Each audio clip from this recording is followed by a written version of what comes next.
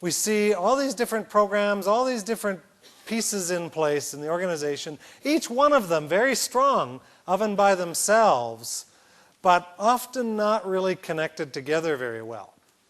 And one of the problems that comes out of that then is you end up with this problem that Maslow years ago identified when he said if the only hammer or tool you have is a hammer, you start looking at everything like a nail. So we start swinging around that big hammer and believing that everything needs to be done through e-commerce or e-government or the new technology or Teams or training is where it's at. One organization, Teams was their big thing, and they had 110 employees and 75 teams. They were choking themselves on Teams, just absolutely jammed up. Some people were on 6 and 8 different teams. They had the ends and the means all mixed up. And for them, the goal was Teams, rather than no. The goal is what we talked about earlier, better service, better quality, more responsiveness, whatever it is, and let's use Teams potentially as a way of getting there. So that's what we're trying to get at with this look at the pathways. So let's go back and take a look at the first cluster, which actually happens to be a pathway of and by itself as well, because we see it as so key, so critical to leading service excellence, because it is very much a leadership issue.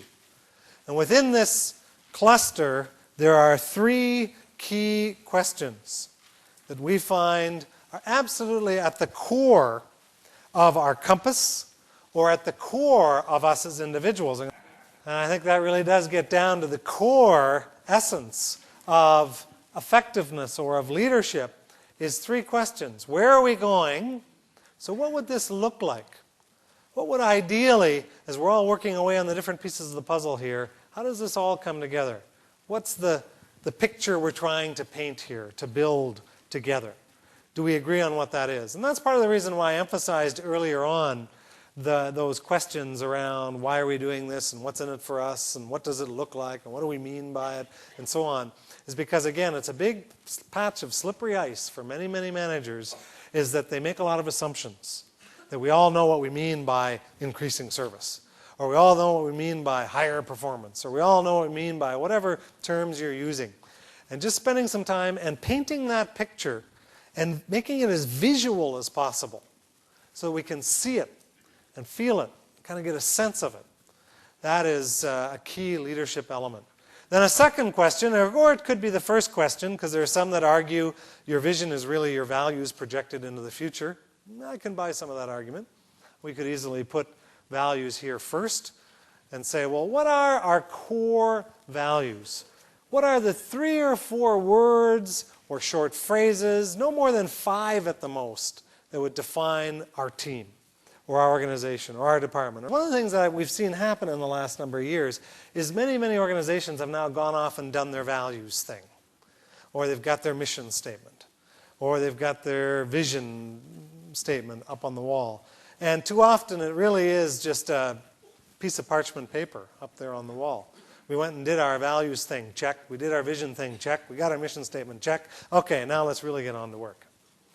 And we haven't really brought it alive. Charles Schultz years ago said there's a big difference between a philosophy and a bumper sticker.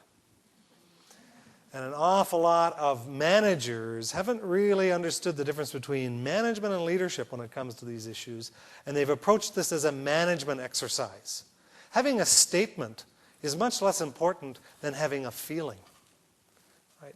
Than feeling connected, than being excited, or seeing where this is going, or caring about where this is going. That's a leadership exercise. Now, it's great if we have a statement in the end, but statements may not be what take us there. A bunch of words on paper somewhere may not do it for us. What we really need to do is to paint people into the picture, make them part of painting that picture, and look at, for example, our values. If we've identified values, let's take a look at where key people decisions get made in the organization. Hiring, perhaps firing or moving people off or into other areas, because I know you can't always fire when maybe you'd like to, and promotions. Those are some of the key people decisions in the organization, and that's where the true values come through. Despite what's written on the paper somewhere, that's what really sends the true signals about what the values are. who's getting hired, who's getting promoted, and who's missing the boat or being shunted aside or potentially being let go or not part of the team, because that's where the values really come through. Then thirdly, or it could be firstly, why do we exist? What's our purpose, reason for being? What are we here for? What are we trying to do? Then we move on to the North Star position. So with a compass, of course, one of the things we do is true north ourselves. Got to take our bearing. So where's north? Okay, let's from north then we can see where else the other directions are and where we go. So we put deliberately here in the North Star position customers and partners to say what well-run organizations do is start by taking the bearing of where the customers are at. It doesn't always mean we're going to blindly follow everything the customer says. In fact, the customer may not know what they don't know. And maybe we have to bring in our expertise. In well-run organizations, very service-oriented organizations, we start with gathering that data, taking a look at things like Aziza showed with the what is it that customers want, what are they looking for, and then being able to plot that and say, okay, if this one axis is what's important to our customer, the other axis is how we're doing, then let's take a look at what our strengths are. So they see your strengths here. Then maybe they have a perception that these are a couple of important areas for us, and my perception is you aren't doing so hot on this one. So this is an area of real high priority. And a classic example would be the research that Aziza showed this morning that said that access, especially by telephone, is important, but only about 50% of the time are customers really satisfied. Well, that's a real improvement opportunity, right? That's an area we better put some focus on if we want to drive up overall perceptions of value and perceptions of service. We better figure out, do some root cause analysis, get in there and really understand what's below that and what can we do to improve it. And then we get into this quadrant of we're not doing very well at it, but it's not that important either. So we probably don't want to divert a lot of resources. And then we have this last area, this area of overkill. Have you ever been a customer in an organization where they've done a superb job of providing outstanding, world-quality service on a dimension you could care less about? But wow, are they good at it? Talk about overkill, right? Some organizations devote tremendous amounts of time and energy and money to providing some services that nobody really cares about very much. If it's any consolation, we treat our employees worse than our customers. Big problem in many, many organizations. Let's figure out what we can do. We can't change the world. We can't fight upstream perhaps too hard, but let's try to swim upstream a little bit here and figure out what we can do to better serve the servers, because there is a direct connection. The more I feel involved, the more I feel cared for, the more I feel supported, the more I feel served by my team and my organization, then the more likely I am to go out there and go the extra mile. We've clarified where we want to go, who we believe in, what we believe in, why we exist, key leadership core questions. We've true northed ourselves around outside in customers and partners. Now we need to set priorities. Now we need to establish clear strategies. And we need to really make sure that we are focusing on the things that really matter and will get us to where we need to get to. We do a lot of focus groups in organizations. And one of the focus groups we did in one organization where we were doing research for the executive team for a retreat where they were going to then take a look at some of the issues and deal with them, we ran into this comment. We have lots of projects, goals, and priorities. We're constantly making lists and setting action plans. Maybe that sounds a little familiar. It goes on to say, we seldom see anything through to completion before some urgent new priority is pushed at us. Now, part of that's outside of your control. And so things come into you from the outside. But oftentimes, we're very quick to say, well, that's them. They're doing it to us. In this case, the real crux of the problem now began by looking more inward at that team or at that division. Our division manager's thinking seems to be random brain impulse. He's like a nervous water bug that flits from one half-baked strategy to another. Hopefully that's not describing you.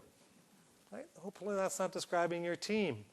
failing to follow through, failing to complete, failing to follow up, failing to hold yourselves and others accountable. It's one of the biggest patches of slippery ice I think we have around these days, because we're so busy launching new projects, putting new plans in place, right?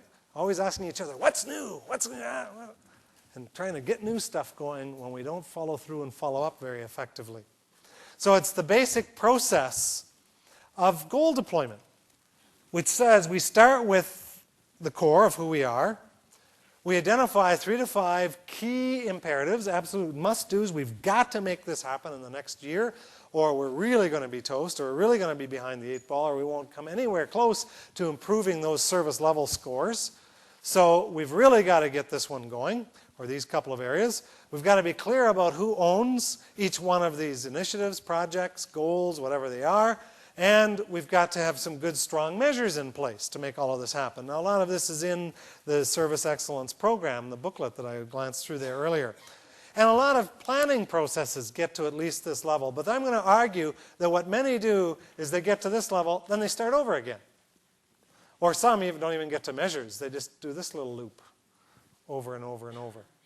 And don't do a very good job of cascading and involving all levels and all teams throughout the organization. And starting to look at, so what's that mean to me? So how do we fit in? Where are we in this big picture? What are the indicators that we need to look for? And so forth. And connect it all together. And then I would say even fewer organizations, I would argue less than 5, maybe 10% of organizations truly get to follow through, follow up, a real discipline about reviews, whether that's monthly reviews, quarterly reviews, at least once every 6 months, but I'm a big believer in at least monthly or quarterly reviews on where we're going with all of this, and that we're learning and applying and reapplying as we move to the next part of the cycle, or back through the cycle again. Looking at measures and rewards. Well, I've talked a little bit about measurement and how it fits in. What I didn't talk about, and I want to just spend a quick minute on here, is looking at the issue of feedback.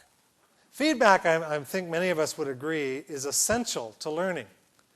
And not getting good feedback is one of the contributors to some real learning disabilities. So what is it that keeps us from getting good feedback in our organizations? Somebody once said the most neglected form of compensation is the 6-letter word thanks. So there's a question in your own team, in your own organization. What's the thanks pay? If you were to ask your average person throughout your organization to rate the thanks pay that they feel they get from you or from your team or from team members in the organization, would they rate it fairly high? And is it sincere, spontaneous, or is it this kind of recognition?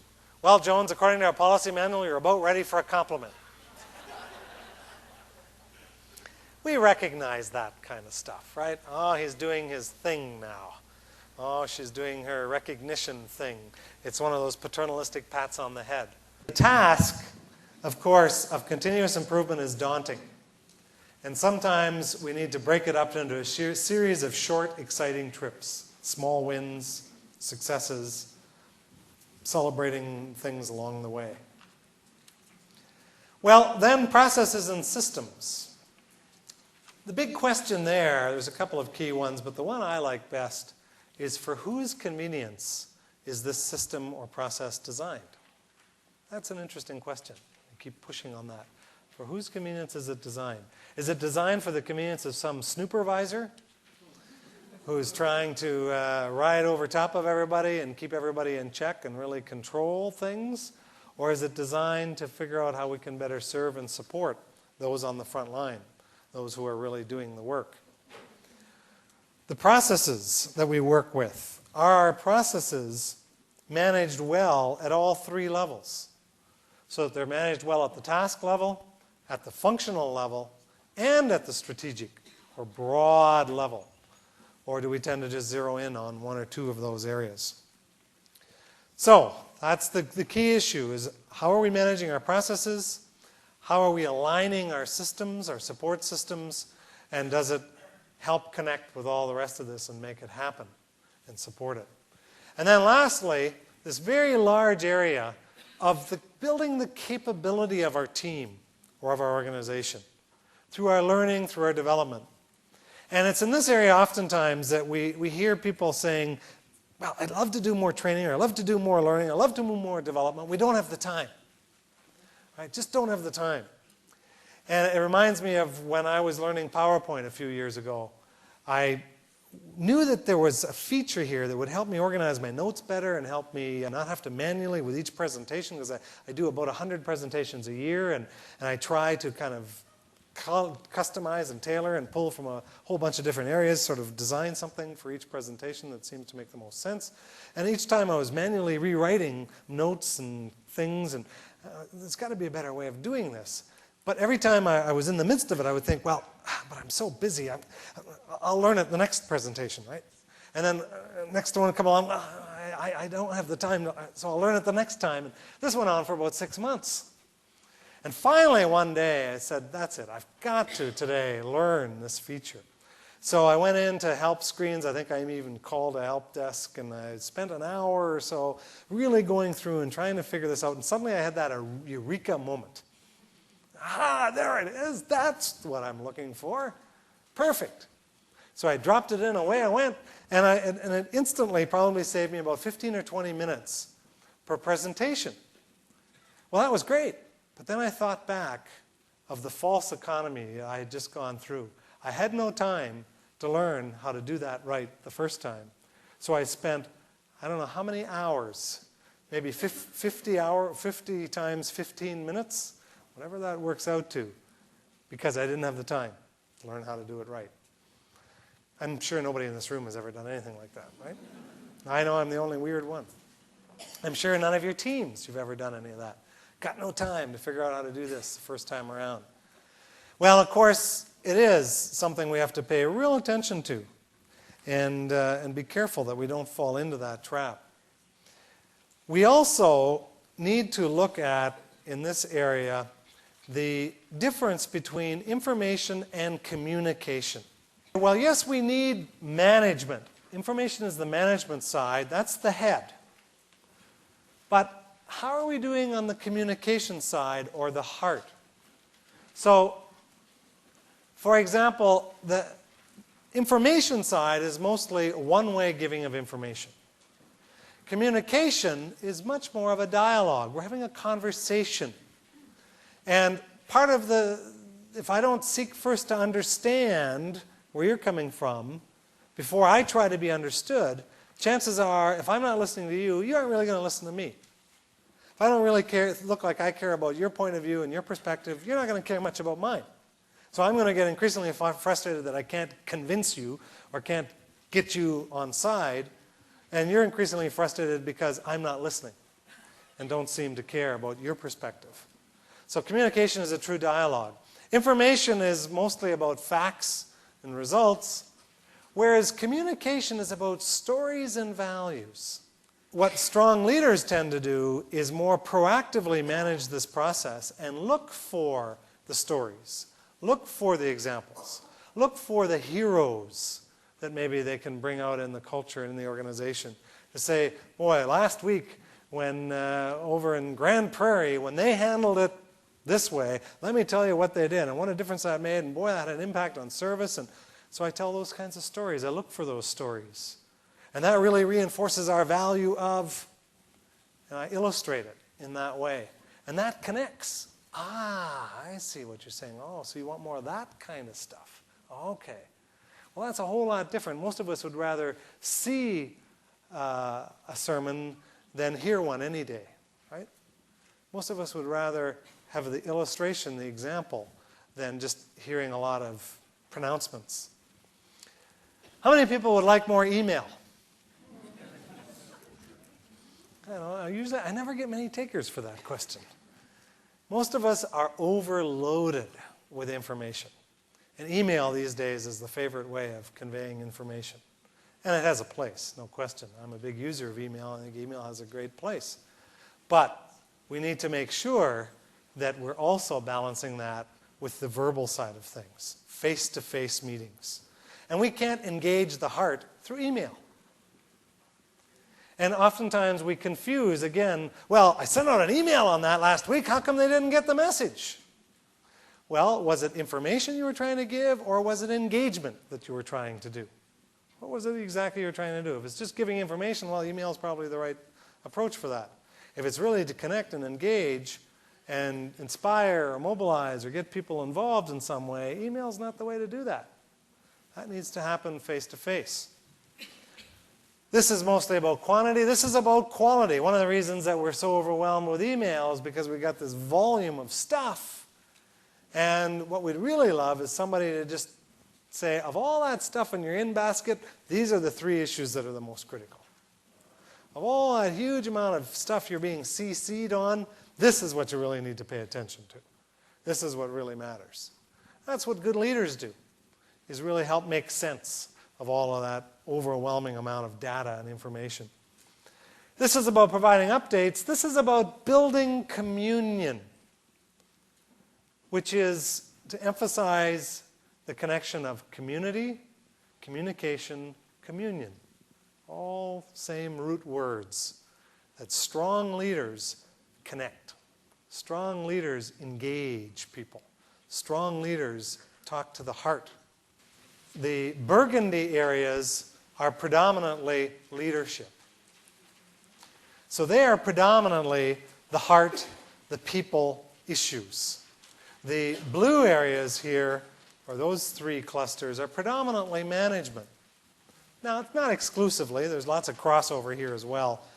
But how's our balance? How are we doing?